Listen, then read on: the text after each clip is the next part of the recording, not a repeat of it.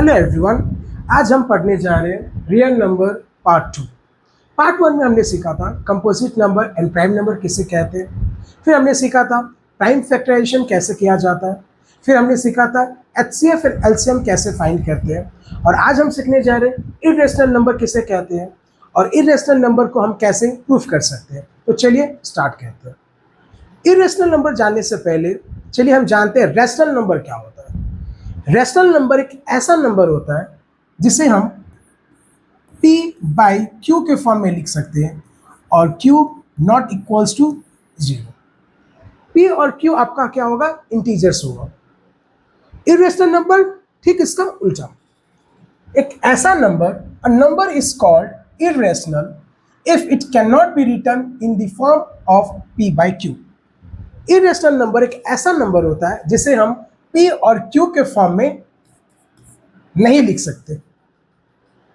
ठीक है, चलिए ये तो हम जान गए कि इरेशनल नंबर किसे कहते हैं, पर हम पहचानेंगे कैसे इरेशनल नंबर कौन सा नंबर को बोलते हैं। तो स्क्वायर रूट एक ऐसा नंबर जिसे हम लोग बोलते हैं non perfect square. For example √2, √5, √7, ये नॉन परफेक्ट स्क्वायर है। जो नॉन परफेक्ट स्क्वायर नंबर्स होते हैं ना, वो उसे हम बोल सकते हैं इरेशनल नंबर। एक कोई ऐसा नंबर जो आपको डेसिमल फॉर्म में लिखा हो और डेसिमल फॉर्म में वो non terminating and non repeating nature का हो, मतलब ये कंटिन्यू चलता ही रहेगा। जो डेसिमल होगा वो कभी खत्म नहीं होगा और ना ही वो रिपीट करेगा। इस तरीके से हम पहचान सकते हैं कि इरेशनल नंबर किसे कहते हैं। अब हम सीखेंगे कि इरेशनल नंबर कैसे प्रूफ करते हैं। तो चलिए स्टार्ट करते हैं। अभी हमें प्रूफ करना है √5 क्या है, इरेशनल। अगर हमें √5 को इरेशनल प्रूफ करना है तो फर्स्ट हमें इसे एज्यूम करना पड़ेगा कि एक रैशनल नंबर है। तो हम लिख सकते हैं लेट √5 बी रैशनल। अगर ये रैशनल है तो इसे हम p बाई क्यू के फॉर्म में लिख सकते हैं। अगर इसे हम p बाई क्यू के फॉर्म में लिख सकते हैं तो q नॉट इक्वल्स टू 0 होना चाहिए एंड ये p और q को प्राइम होना चाहिए। को प्राइम का मतलब ये होता है कि इसका जो कॉमन फैक्टर आएगा, मैंने क्या कहा, जो इसका कॉमन फैक्टर आएगा वो आपका 1 होना चाहिए। 1 के अलावा मैंने क्या कहा, अगर 1 के अलावा कोई भी नंबर इसका कॉमन आता है तो हमने जो एज्यूम किया है कि ये रैशनल नंबर है वो रॉन्ग हो जाएगा। हमारा एजम्पशन क्या होगा, रॉन्ग होगा और ये इरेशनल प्रूफ हो जाएगा। अब हमें क्या करना है, इसके बाद हमें करना है स्क्वायरिंग बोथ साइड।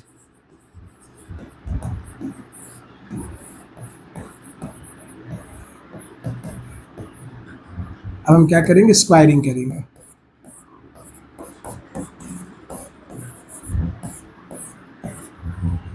√5 का स्क्वायर आप करोगे तो 5 आएगा।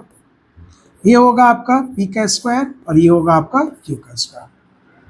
अगर मैं क्रॉस मल्टीप्लाई करूंगा इसे तो हम क्या इसे ऐसे लिख सकते हैं, p स्क्वायर बाई 5। आप देख सकते हैं 5 डिवाइड कर रहा है, किसे डिवाइड कर रहा है, p स्क्वायर को। तो मैं ये लिख देता हूं 5 डिवाइड्स p स्क्वायर। किसी नंबर के स्क्वायर को अगर 5 डिवाइड कर रहा है तो ये भी होगा, जो नंबर होगा उसे भी 5 डिवाइड करेगा। तो हम लोग ये भी लिख सकते हैं, सो 5 ऑल्सो डिवाइड्स p। अब हम क्या करेंगे, ये जो p है इससे 5 डिवाइड कर रहा है। p एक नंबर है और उसे 5 डिवाइड कर रहा है तो कुछ तो क्वेश्चन आएगा, तो हम उसे एज्यूम कर लेंगे a। लेट अब इसे हम लोग क्रॉस मल्टीप्लाई करके लिख सकते हैं p इक्वल्स टू 5a। अब हम क्या करेंगे, putting p equals to 5a in equation 1। ये जो है ये हमारा इक्वेशन 1 होगा।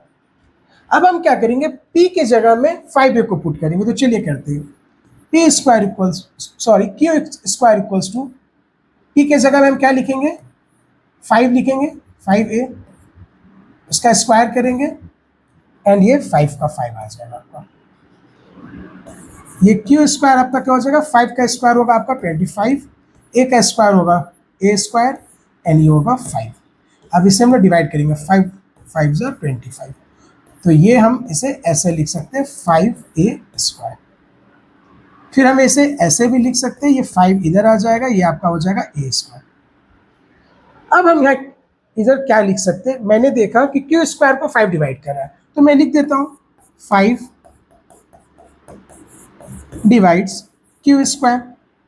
अगर किसी नंबर के स्क्वायर को 5 डिवाइड कर रहा है, इट मीन्स दैट उस नंबर को भी 5 डिवाइड कर रहा होगा। तो हम लिख देते हैं सो 5 ऑल्सो डिवाइड्स q। फिर इसे हम लोग ऐसे लिख सकते हैं q बाई 5। q एक नंबर है एंड सपोज इसे 5 डिवाइड कर रहा है, कुछ तो क्वेश्चन आएगा, तो उसे हम एज्यूम कर लेंगे b।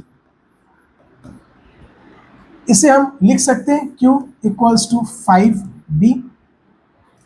अब क्या हुआ, now p by q, p का वैल्यू आपका 5 है, मैंने लिख दिया 5a। q का वैल्यू है 5b, मैंने लिख दिया 5b।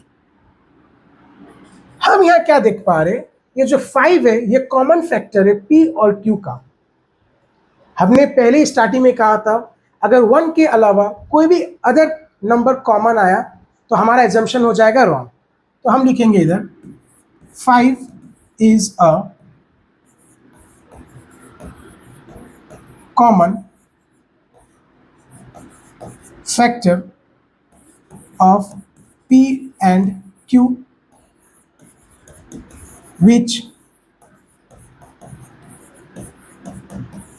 contradict the fact that p and q are co-prime। जब 5 क्या है आपका कॉमन है p एंड q को, मैंने कहा था 5 1 के अलावा कुछ और कॉमन नहीं आना चाहिए, पर इधर 5 कॉमन है, राइट। इससे ये क्या हुआ, हमारा एजम्पशन जो था वो रॉन्ग हो गया। तो हम लिखेंगे सो आवर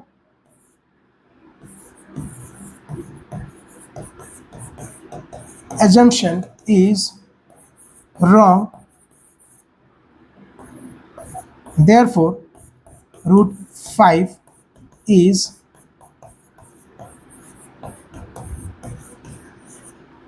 irrational। तो इस तरीके से हम प्रूफ कर सकते हैं कि 5 इरेशनल है। रूट 2, अब इसे हम प्रूफ करेंगे रूट 2 इरेशनल। हमें क्या करना है, सेम तरीके से जैसे हमने रूट 5 को प्रूफ किया था, सेम तरीके से हम इसे भी करेंगे। तो फर्स्ट हमें क्या करना पड़ेगा, इसे एज्यूम करना पड़ेगा कि ये क्या है, रैशनल नंबर है। तो चलिए एज्यूम करते हैं। Let root 2 be a rational. अगर ये रैशनल है तो हम इसे p और q के फॉर्म में लिख सकते हैं।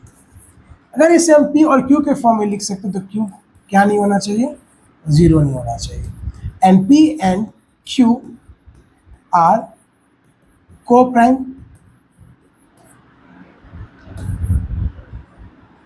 फिर हम क्या करेंगे,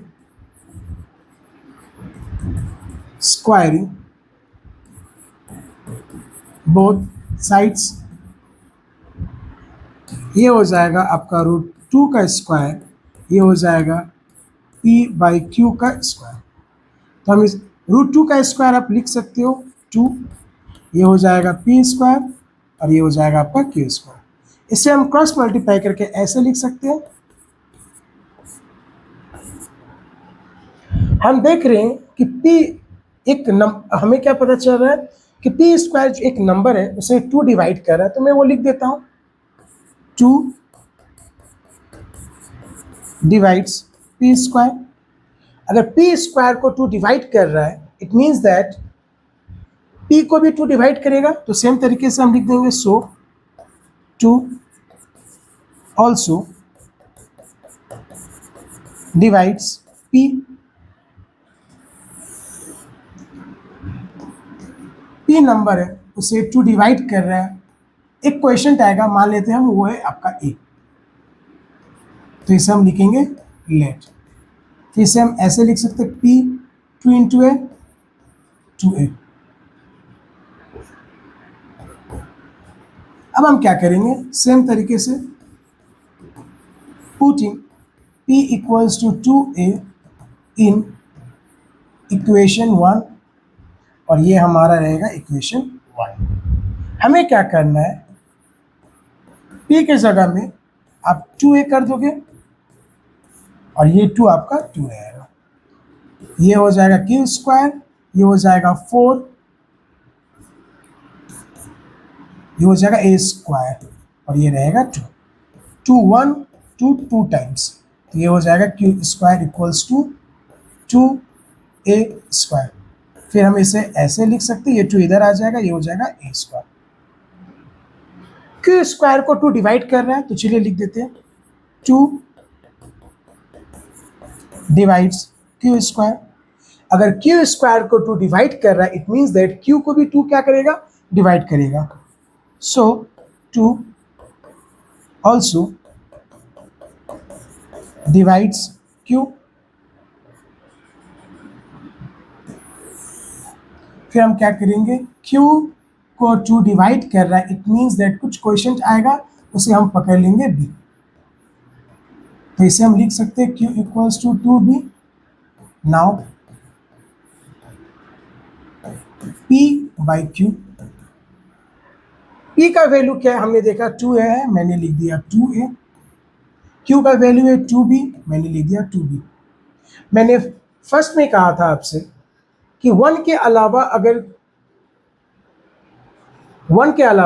अगर कोई अदर कॉमन फैक्टर आ रहा है, तो वो हमारा क्या हो जाएगा, एजम्पशन हो जाएगा रॉन्ग, और ये इरेशनल प्रूफ हो जाएगा। तो चलिए लिखते हैं 2 is a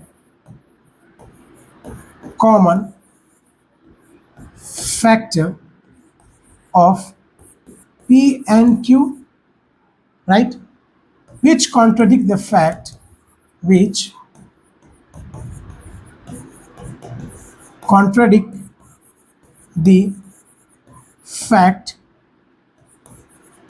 that p and q are co-prime,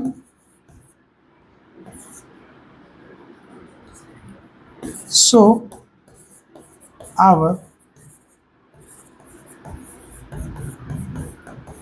assumption is wrong, therefore root 2 is irrational। तो आप देख सकते हैं, हमने सेम तरीके से जैसे हमने रूट 5 को प्रूफ किया था, सो सेम तरीके से हमने रूट 2 को भी प्रूफ किया।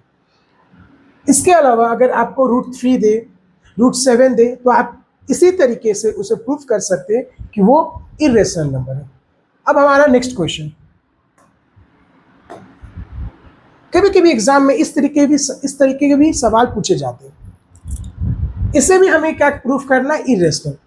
तो इसे भी इरेशनल अगर हमें प्रूफ करना है, तो फर्स्ट हमें एज्यूम करना पड़ेगा कि ये क्या है, रैशनल है। तो चलिए एज्यूम करते हैं। सेम तरीके से लेट 3 + 2 रूट 5 बी अ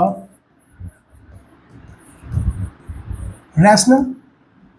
अगर हमने इसे रैशनल एज्यूम किया है, तो हम इसे p बाई क्यू के फॉर्म में लिख सकते हैं। अगर p बाई क्यू के फॉर्म में लिख सकते हैं, तो q क्या नहीं होना चाहिए, 0 नहीं होना चाहिए। And p and q are coprime. अब हम क्या करेंगे, ये जो आपका 3 है, उसे हम लेफ्ट हैंड साइड से राइट हैंड साइड लेके जाएंगे। तो ये हो जाएगा 2 रूट 5 जो एज इट इज़ मैंने क्या किया, मैंने इसे रख दिया। ये हो जाएगा P बाई Q। पॉजिटिव में 3 है, अगर मैं इसे राइट हैंड साइड में ले जाऊं ये नेगेटिव का 3 हो जाएगा। तो चलिए इसे हम एलसीएम के थ्रू सॉल्व करते हैं। ये आपका डिनोमिनेटर में आ जाएगा Q, डिनोमिनेटर में हमारा Q है, इधर भी हमारा डिनोमिनेटर में Q है, तो P एज इट इज हम लिख देते हैं। न्यूमिनेटर में हमारे पास कुछ नहीं है, क्या है 1, सॉरी डिनोमिनेटर में हमारे पास कुछ नहीं है तो क्या है 1। हम क्या करेंगे, डिनोमिनेटर को Q बनाएंगे, तो हमें यहाँ Q को मल्टीप्लाई करना पड़ेगा। अगर हम यहाँ Q को मल्टीप्लाई करेंगे तो हमें 3 के साथ भी करना पड़ेगा, तो 3 मल्टीप्लाई Q, ये हो जाएगा आपका 3Q। अब हम क्या करेंगे, ये जो √5 है इसको लेफ्ट हैंड साइड में ही रहने देंगे और इस 2 को इधर लेके आ जाएंगे। तो बस इस वाले क्वेश्चन में हमें इतना ही करना है। इसके बाद हमें लिखना है स्टेटमेंट। हमें पता है since P and Q are integers, अगर हमने क्या किया था P बाई Q किया, right. P and Q integer, it means that ये जो P के फॉर्म में लिखा है, ये Q के फॉर्म में लिखा है, ये क्या हो जाएगा rational. Therefore P minus 3Q by 2Q will also be rational। अगर ये रैशनल है तो इसके इक्वल में क्या है √5, इट मीन्स दैट √5 भी क्या हो जाएगा रैशनल। तो हम लिखेंगे सो √5 इज ऑल्सो रैशनल। बट थोड़े देर पहले हमने देखा था कि √5 क्या होता है, इरेशनल होता है। इट मीन्स हमारे जो हमने एज्यूम किया था वो फैक्ट से क्या हो गया, कॉन्ट्रडिक्ट हो गया। तो हम लिखेंगे but this contradict the fact